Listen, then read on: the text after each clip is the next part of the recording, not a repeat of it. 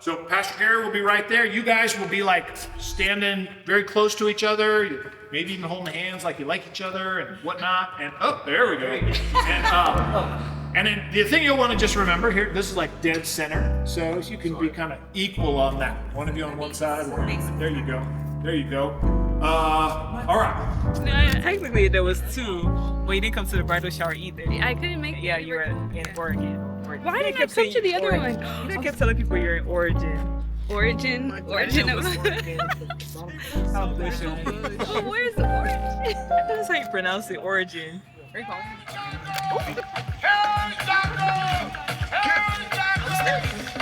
Yeah.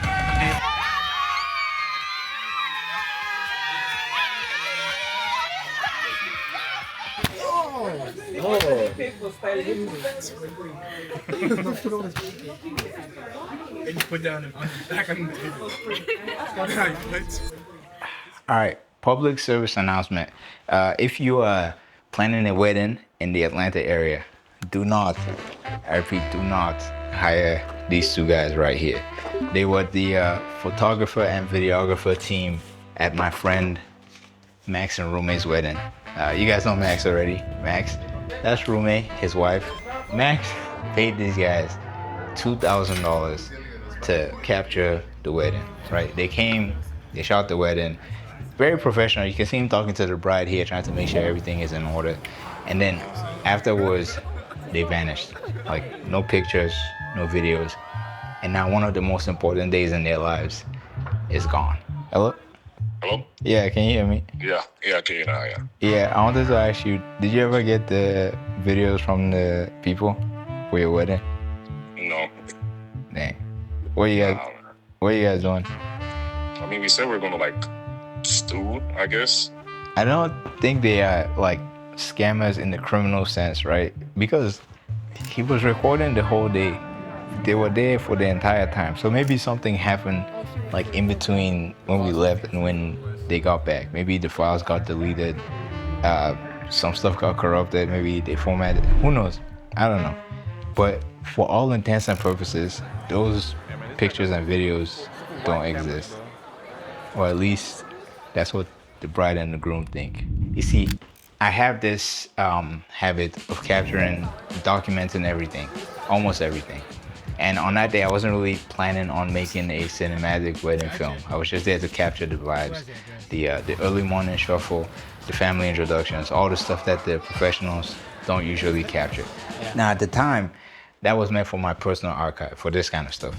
But it turns out that those videos, in light of recent events, are now extremely valuable because nobody has this angle, I don't think. And so if the professionals couldn't deliver, then maybe we could put together all these off-guard moments and create a compelling story to try and relive the experience of that day. He's not a bad guy. He just, I don't know. Who is that? You guys say hi to my vlog. Who's driving that? What the heck? Wait a minute. Who is in this?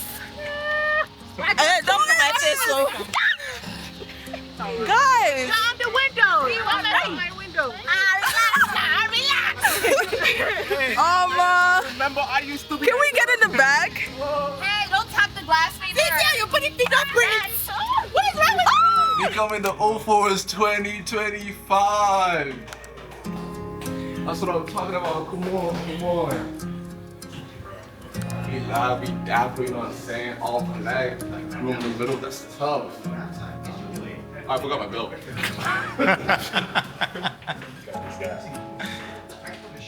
Now, to make sense of the footage I did capture, right, you need to understand some context.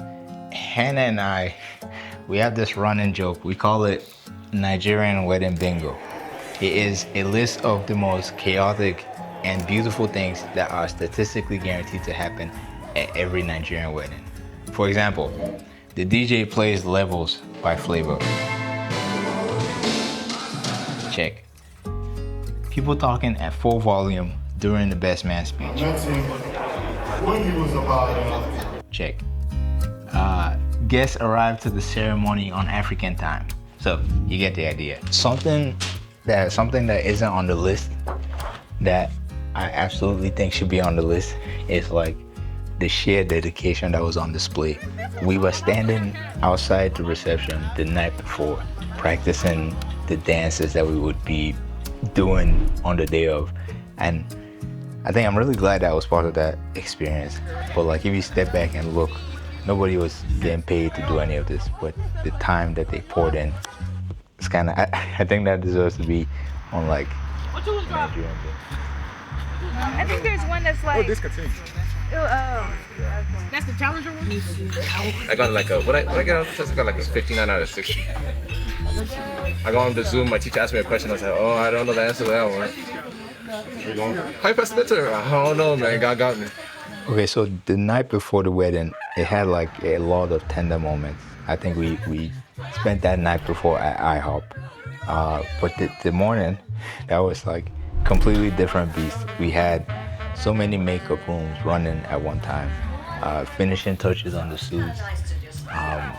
But right when the doors opened, it almost felt like all the chaos paused. And then for like 45 minutes, the bride and the groom actually had center stage.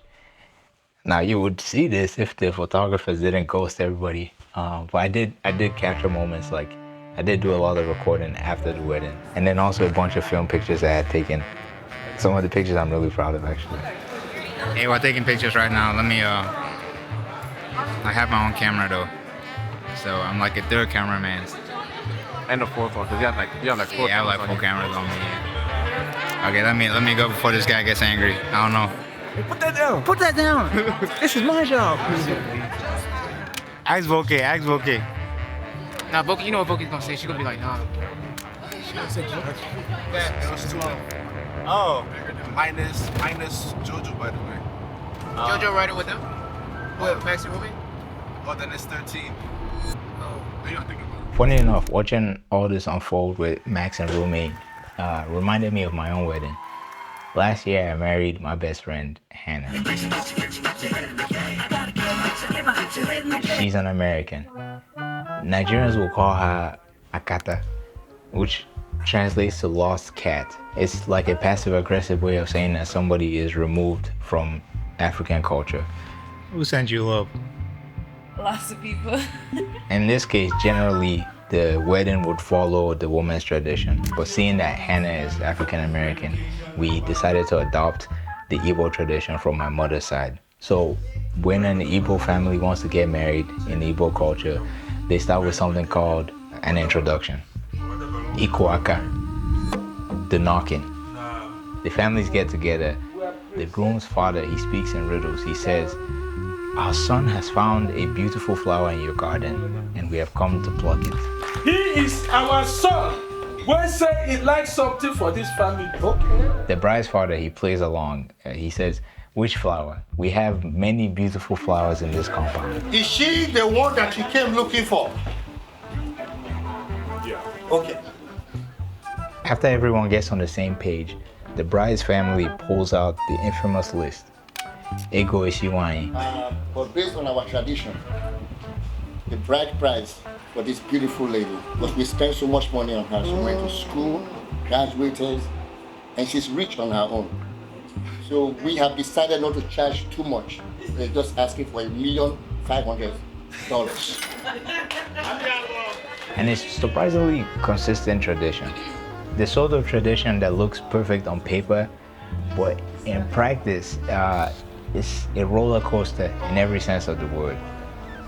It's like a whirlwind that makes you really think about why you even bother in the first place.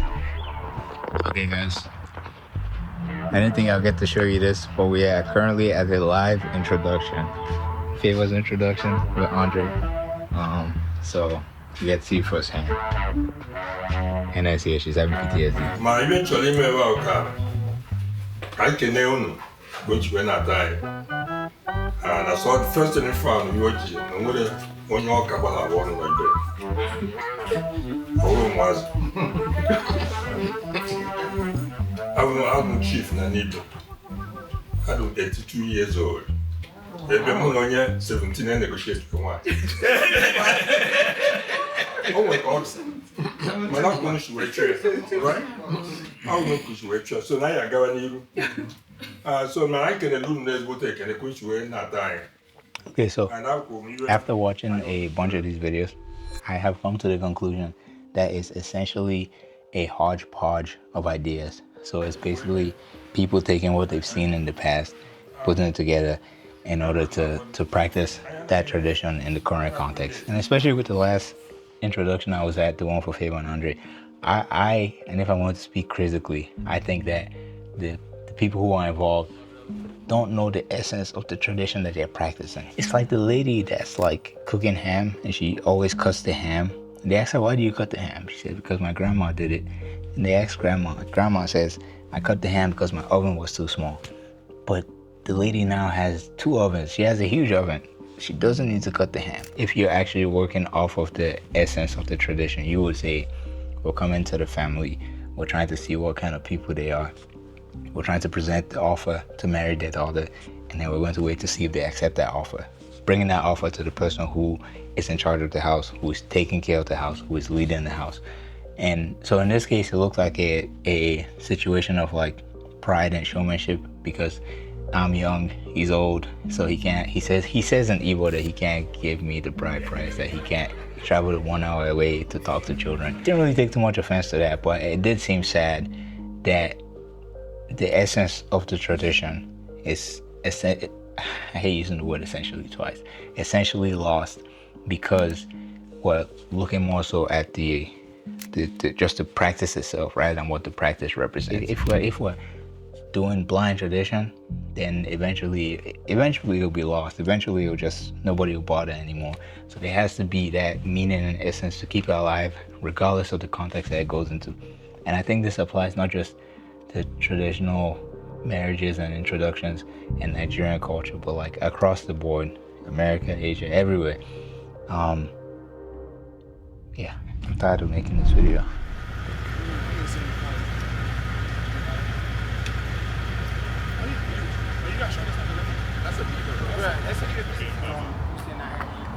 Oh, we going in? No one has this. If it's open, y'all just step in for a second, y'all get hot. No one has this. If I can send this to my address, no one has this. Hold up the ring back. Oh, let's go. Got it. Rod and boom.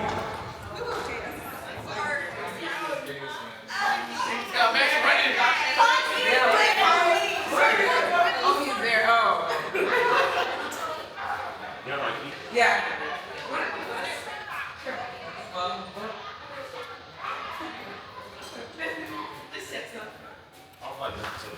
It's like 20 minutes. When you get my shirt?